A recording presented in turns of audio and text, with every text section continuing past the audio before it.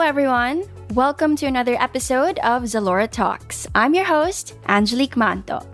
These past weeks, we've tackled fashion and beauty trends as they relate to aspects of Asian culture and living. And since Zalora is Asia's leading online fashion, beauty, and lifestyle destination, what better way to wrap up season 3 of the podcast with a super fun and educational episode on startups and online businesses? From tips for budding or aspiring entrepreneurs to understanding how consumer behaviors have evolved through the pandemic and how brands can better reach their desired market. Now, joining us today are 3 innovators with years of experience in their respective fields. First up, who hasn't heard of PayPal, right? We have Raj Agrawal, PayPal Senior Director and Head of Sales for Southeast Asia, to give us a globally renowned business perspective. Hi, Raj. Hi, pleasure to be here. Thank you for having me.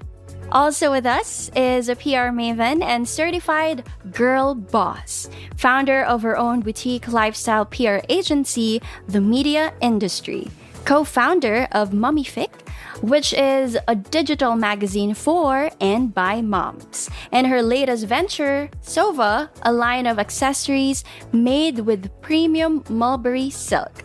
Let's all say hi to Gidania Wong. Welcome to Zalora Talks.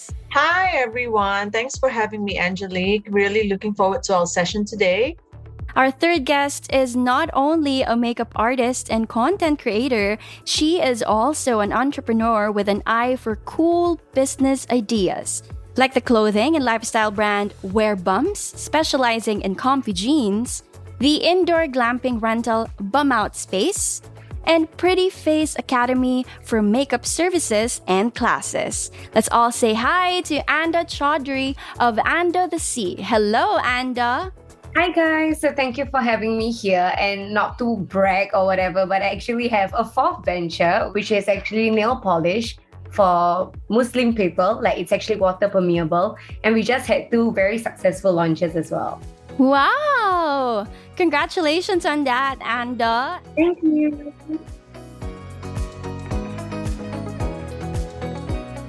In the past couple of years, we have spent so much more time online, whether it's for personal things, for work, or even for leisure purposes. And this really created a lot of opportunities for digital transformation. Raj, where have you seen significant changes? We are at very exciting times, especially as we come out of pandemic or endemic. Let's hope that the pandemic is behind us. What the last 2 years and few years prior to that have shown us is that consumer behaviors are evolving, with Gen Zs kind of being more and more digital natives and very, very e-commerce friendly. Especially during pandemic, we have seen a burst of e-commerce growth. Businesses who were already into e-commerce have seen tremendous growth. We did study the market, and what we are projecting is e-commerce is going to be more than 7 billion by 2025. And that would kind of represent 25% of the retail. So as things are kind of opening up, yes, physical store, physical presence will see traction. But at the same time, it is e-commerce which will continue to see its hyper growth. Which means it's just no longer optional, but really it is kind of the core of how purchases have been made in the recent years. But also we're considering the relevance of physically tangible consumer experience. Now, I'd like to ask Anda, you've had 4 ventures now. How much of these were you keeping in mind when you were starting out with your businesses? I guess it was a bit different for me because I had 0 experience in starting my own businesses. So like to even have what's a tangible amount or whatever was a bit difficult. So I guess the first business was me just pouring out my savings and all and seeing what I needed. And it was from the first business, Wear Bumps, that I realized that if you don't do a few things correctly, you actually make a huge loss. So I felt like at the start, it was a small loss, I would say. Like I had a loss of about 16,000. But of course, definitely it all came back with when I launched more and more items now. But I would just say that at the start it was just really weird. But then with the next few businesses, it just got easier. You are also a content creator who have an online presence prior to starting with your businesses. How do you think it helped or hindered the process? I think in a way it put me accountable for whatever I did. Like when I wanted to start Web Bumps, I just made a page and I told my followers. So there's no backing out now. It's like people are excited now. And then I felt like I was accountable to like by what I told them. Like I told them I'll be ready in like 3 months. And then I used it to drive up the hype for the first 3 months. So when I launched, actually, I sold out on the first day. Wow. Yeah, so I felt like preparation before your launch is really important. And I guess being a content creator is definitely a good thing because you can always boost your new launches or new products to a bigger range of audience. How has it been since the first venture? I think it's been exciting, really. Like people keep telling me, like, why do you keep launching more and more businesses? But it's just so fun because one thing about me is that I launch what I genuinely like. Like with Wear Bumps, I couldn't find jeans in Singapore that fit, especially being a plus size girl. Like just because they made it bigger doesn't mean it flatters me. So that was the whole concept of Wear Bumps is for literally petite and plus size girls to come and have fun. And then with Bum Out Space, my current husband, which was my boyfriend at the point of time, realized that we didn't have a space to actually just hang out and to do events and all at a very low cost. And I've told him that if we don't have that, then other people don't have that. So why not I create that new Bum Out Space venture? And with the nail polish, I just felt like there's so many like nail polish available, but it's actually not friendly. Like a thing about Muslims is that we can't pray if water doesn't pass through the nail polish. And even though there's some in Malaysia and Indonesia, the colors they don't have a variety of colors. And I wanted a color to match my outfits. For sure. Yeah. So that's when I decided, like, you know what, I'm just going to do it myself. You really see the different passions you have that are poured out in your different ventures. And speaking of passion, Gidania here also has that passion of bringing people and communities together and starting businesses with this at this core. What or who was your biggest inspiration when you were starting out? I wouldn't say I have an inspiration per se, but I think just to echo what Anda said, right? Like I can totally feel the passion, when she's speaking. And likewise, a lot of my businesses started with, where my interests were. Like, for example, I've been in the PR industry for a really long time. And, it was kind of overnight that the COVID-19 hit us, and I was basically, nothing to do overnight because our clients were all cutting back on A&P, events were shifting online. And at that time, you still had to convince clients to go online. So I was basically just doing nothing at home. And I decided, why not? I can, do something else, or what can I still do during this pandemic to make myself more useful? And that's where the whole idea of Soba came along. And also with Mummific, I started it after I became a mom because I sensed a lack of a supportive community for women, for moms who still wanted to feel like yourself. And so I wanted to find some thoughtful editorials online. And I realized, it was very extreme, some of the opinions, or very not like what I was looking for. And since I couldn't find what I wanted, I decided to start that. And it's been awesome so far, getting to network with so many different people from different industries and just connecting everyone. I think that's what I would say I enjoy the most. I think it's always about identifying what, is lacking in the market and seeing how we can strengthen it with these new business ideas that we come up with. We are talking about consumers. These consumers are ever changing too. Zooming into now, we have very young or even younger consumer base with the Gen Zs really coming through and possibly dominating e-commerce. I want to ask Raj, how can businesses pierce through their interests as we put a spotlight on the Gen Z and how they are within and really taking so much part in e-commerce? So first of all, I want to really congratulate Anda and Gidania. Like their stories are truly awesome. It is very inspiring for me. And part of their audience, I believe, also caters to Gen Z. So to your question, there are some important elements as we target Gen Zs, and these Gen Zs represent a new consumer base which is emerging and their needs continue to evolve with time. So at PayPal, and we get into annual borderless commerce report, and we do study both our consumers as well as our budding merchants. And the elements that we see would help are like five. I'll touch upon some of those.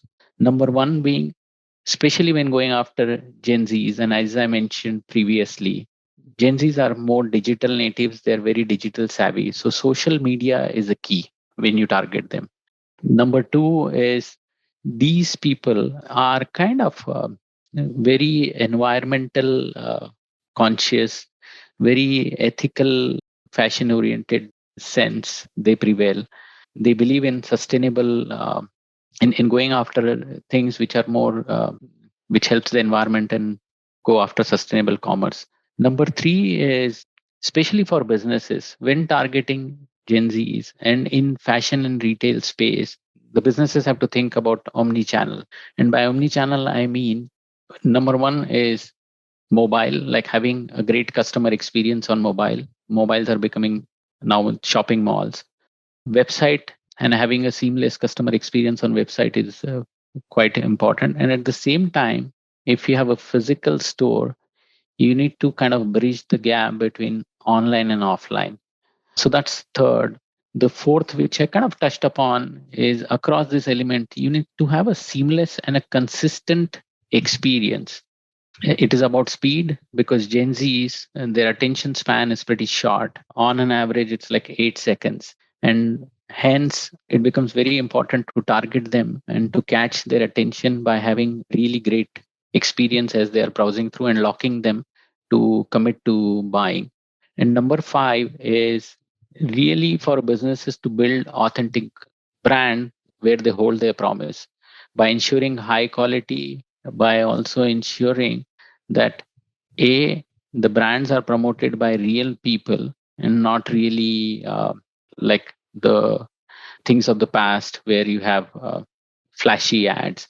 An influencer or real people who promote your brand really helps you to connect with Gen Zs. So these are like the five elements that we have seen: social media, seamless experience, mobile, omni-channel experience, holding to your brand promise, and also like going after ethical fashion. To the ladies, you both have experiences in media, in public relations, in digital content creation. How have your experiences in these helped you boost your brand presence and, avoid common pitfalls when starting in a brand? Jadania, I'd like to hear your insight on this one first. So totally agree with everything that Raj said, right? And I think to add to that, social media is a huge part of our business. At least 60% of our conversions come from Instagram itself. Yeah, so it's very important the content we put out there, ensuring that our page has a curated look, the information, the content, everything is ideal. And a lot of times, it's always on because you don't know where your shoppers are from. It's international. People can be messaging, in the middle of the night, Singapore time. Yeah. And it's important that their responses are attended to quickly as well. Yeah. So for us, I think the usage of a lot of online launches, pre-launch teasers, as well as creation of, for example, World Sleep Day, we decided we wanted to go big. And so we did lots of PR push and activities related to World Sleep Day last year and this year as well. So that really helped, I think, in terms of our branding and exposure to get us connected to more consumers that were our intended target audience. Yeah, so that's just one of the examples of how we're utilizing social media to reach out to more consumers. And would you say the same? I guess firstly, yeah, whatever Raj said was super true, especially in terms of speed and also one thing about being a content creator is definitely like it added to my advantage of knowing how to push out content throughout the different platforms. So like for example, for Wear Bumps, it works super well on Instagram. But for Bum Out Space, it works amazingly on TikTok. I always have to constantly create different content because if I were to post the Bum Out Space items on Instagram, it actually won't I won't get sales. But if I post it on TikTok, I will definitely have a new booking almost immediately.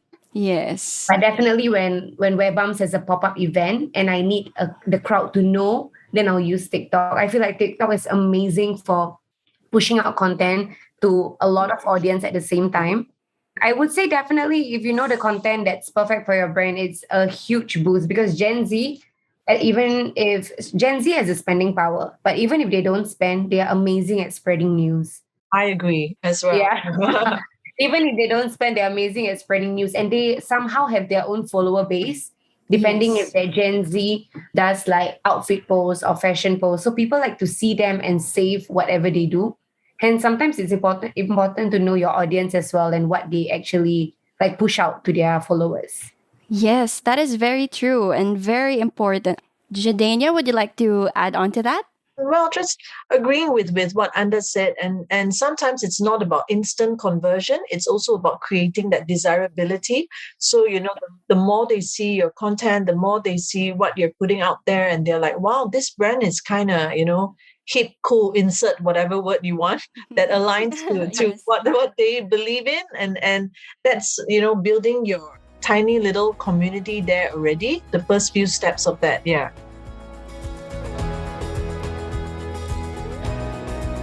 Were there any memorable experiences you've had throughout your journey in your ventures, or are there things that you wish you knew about when you were just starting out? Anda?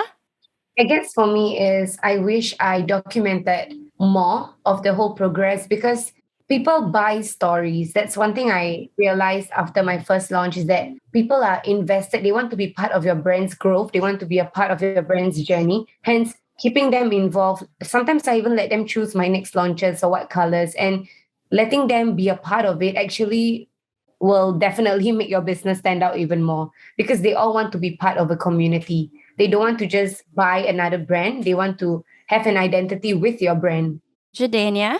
I think not so much about memorable experience, but also I think some tips when starting out. It's important to find like-minded people, not like-skilled people, and I think that's a common mistake that we all make at times, right? So it's about finding others who can complement your skill sets and bringing the business to another level.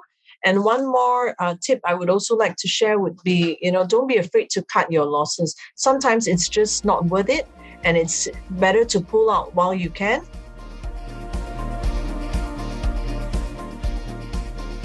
Now, from the perspective of an established business, Raj, what are some of the commendable elements or competitive advantages that you've seen from startups as such? A few elements that are very much needed more so now than ever in the past, and that is agility to adapt to the change.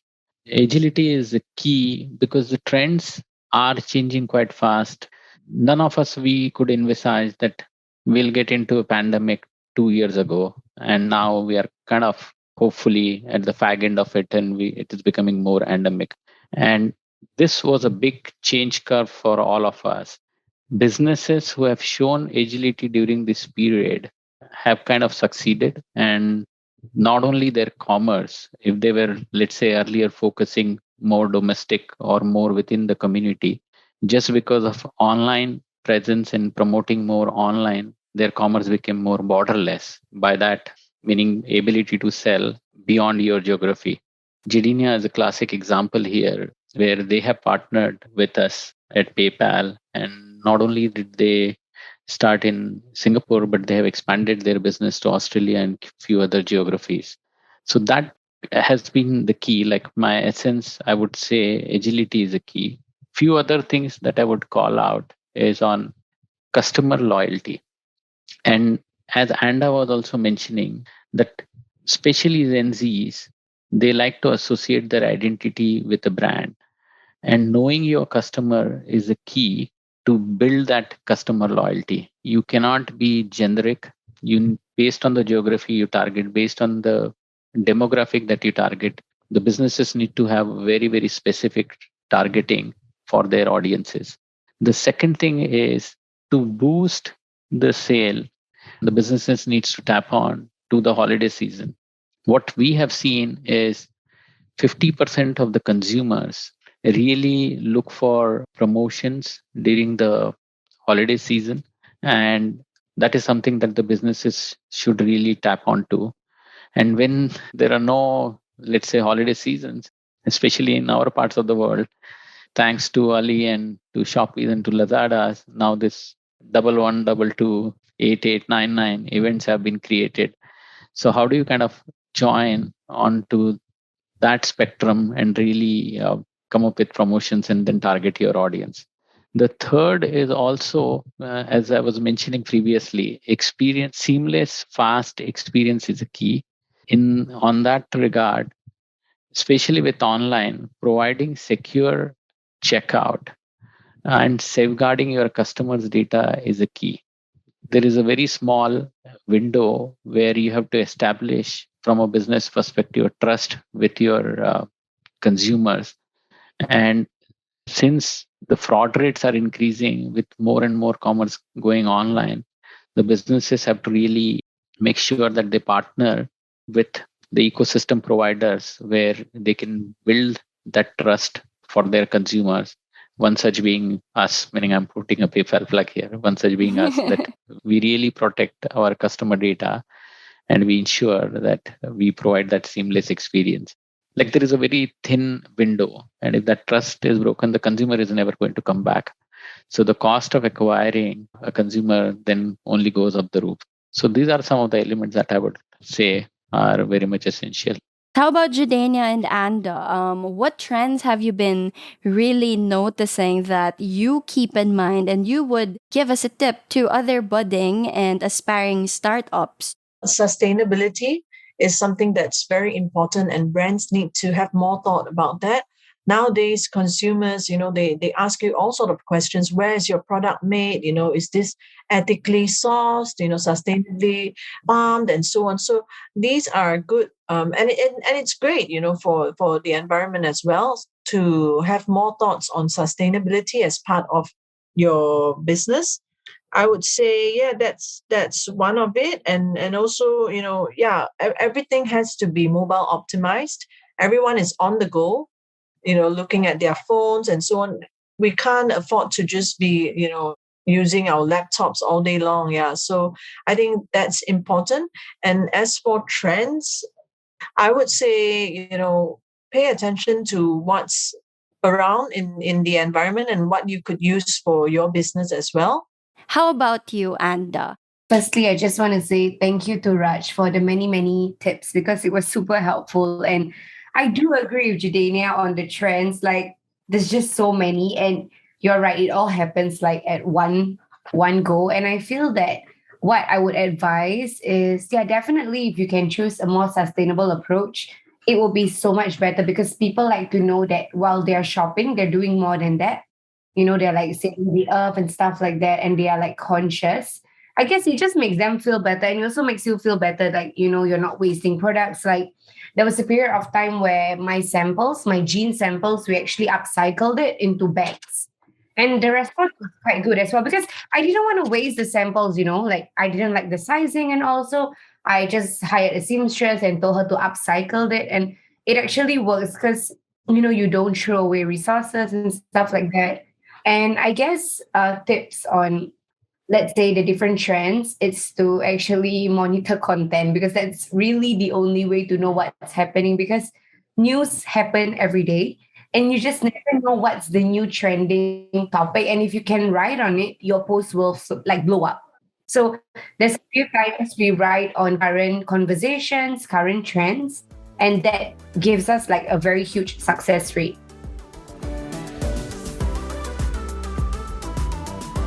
Could you share to us your favorite online shopping experience and what made it memorable and fun? Anda, I shop online quite a lot. as do I. Like, I don't go retail stores anymore. And I guess what makes it memorable is that it's super fun to shop, especially when they offer a discount right before you check Oh, out. And it's yes. seamless and all. And I just get so excited. Do you apply that to your business model, the way that your favorite online shopping experience is something you would want them to experience as well? Definitely, like even with all my platforms. Oh, actually, by the way, Raj, PayPal is one of the most popular way people check out, and I love it because they don't have to think. Like the minute it's like check out with PayPal, they click that and it's done. The deal is done, because you don't want your consumers to overthink. We do get that from some of our customers, and really great to hear firsthand. Yeah, definitely. And it's across all platforms, because we are actually moving some of my brands to Malaysia and Indonesia. And it's good to know that in the meantime, while I sort out with any other payment method, PayPal is still the easiest for them to like really do it now. And I feel like it's very, very important for consumers, especially when they're super excited to buy from you, for them to be able to buy it as fast as they can and then screenshot, post it on Instagram and all, like, yay, I bought it. So you want that to be quick. You want it to be quick, to be fast, and to be safe.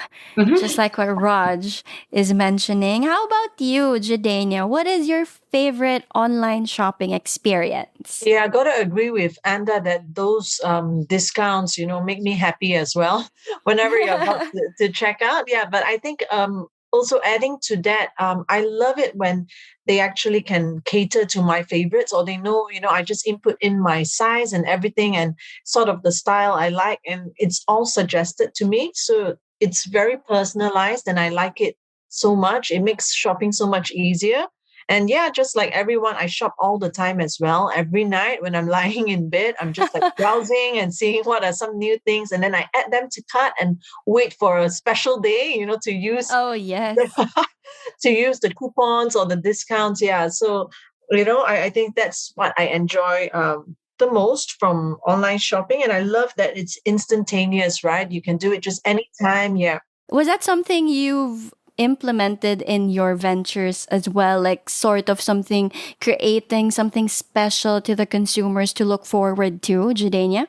Yeah, so we try to do things like that as well. And of course, capitalizing on the special days like Raj mentioned earlier, the 11/11 and all that, Singles Day, all sort of days, that we create just to push e-commerce. Yeah. And we also do that, you left something in your cart. Did you forget that you're supposed to cut out? So here's a little code. Yeah. So here's a little promo code to use so that you can check out. Yeah.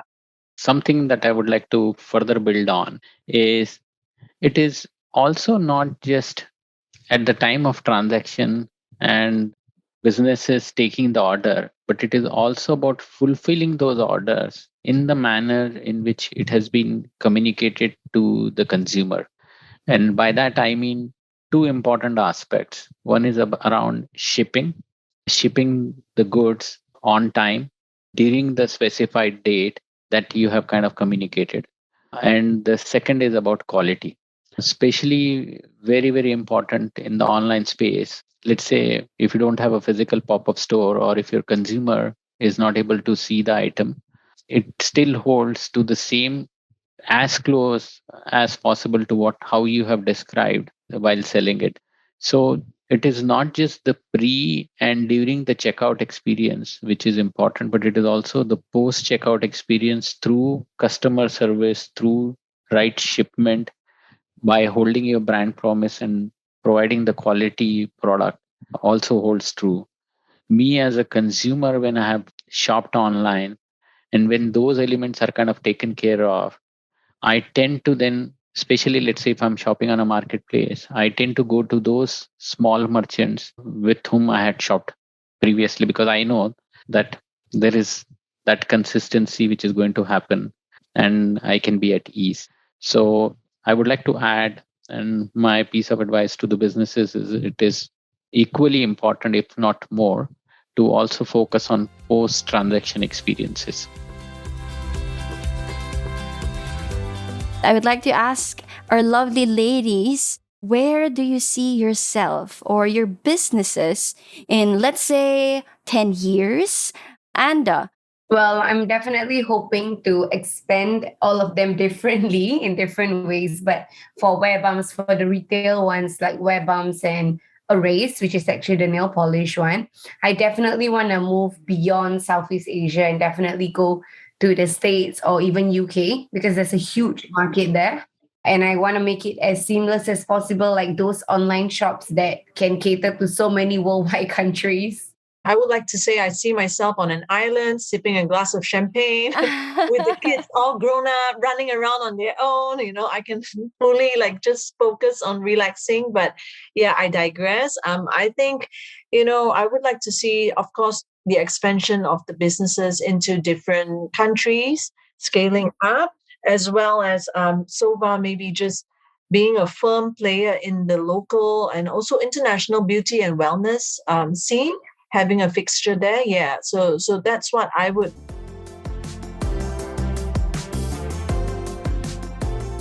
we have been talking about online businesses and the trends and different tips for budding and aspiring entrepreneurs and even the way consumer behaviors are. I'd like to ask the three of you for your final tips on what should be probably the top three things on their mind. I'd like to start with Raj. One is change agility is extremely important. All of us need to really look around, see around, and kind of let the change not happen to us, but be the part of the change.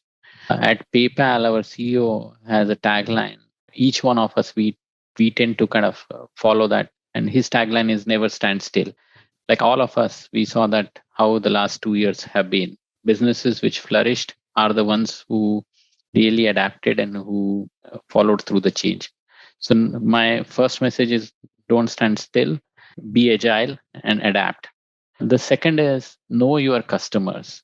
While you know your product in and out, but how your product will resonate with your customer is very, very important in terms of how you target them. And my third message would be experiences are key. The window is short where you have to establish the trust. So focus on building seamless experience for your customers. And this needs to be across their entire journey that we kind of talked about, not just pre-purchase, but post-purchase as well. So those would be my three. Yes, very much important things to consider. How about you, Anda and Gidania? Who'd like to start? Definitely, e-commerce is amazing. It has been an insightful conversation with all of you. I guess my 3 points would be very short. The first one is definitely to just do it. Stop worrying about the problems because if you haven't even started, you don't even have specific problems to address. Because when you already have the problems, it's super easy to address them. Secondly, is if you're ever in a rut or you feel stuck, just ask yourself what will make your customers happy and then do something with it. And for the third one is there's no such thing as failure. Honestly, it's just learning experiences because you can't fail if you're still going on. It's still a success. It is just a learning journey. The way you pursued your venture or your business is already a success. Yeah, definitely. That's your first success. There's really no failure in that. How about you, Jadania? Yeah, so very, very insightful tips shared by Raj and Anda. I do agree with a lot of what has been said. I would say that, some of my personal tips would include harnessing the power of your community to increase brand awareness and understanding your customers, improving the outcomes and brand loyalty, and sell not just the product, but the whole experience. That would be number two. And maybe lastly, it's similar to what Raj said, but continuing to innovate. So if you're going to be at a standstill or you're not keen to leave your comfort zone, I would say, it's very tough to grow a business that way.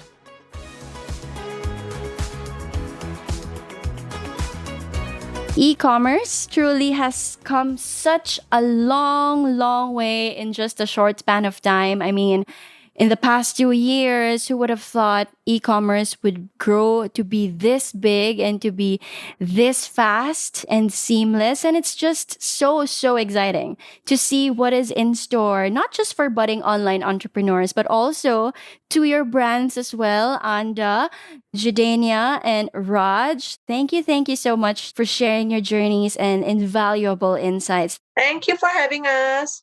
Thank you for having us. Would you like to plug your socials, maybe promote your business? You can definitely find everything about my businesses on my Instagram. It's at @under_, your online bestie. So it's very easy to find me. Maybe find my businesses. Sova Silk, that's SOVA SILK_official, and Mommy Fixtures MUMMYFIQUE, and you should be able to find me. And for PayPal, the best place is our website, www.paypal.com. And we in Singapore are here to help. And for listeners outside of Singapore, we have offices in few Asian markets. So the team would be really happy and eager to help.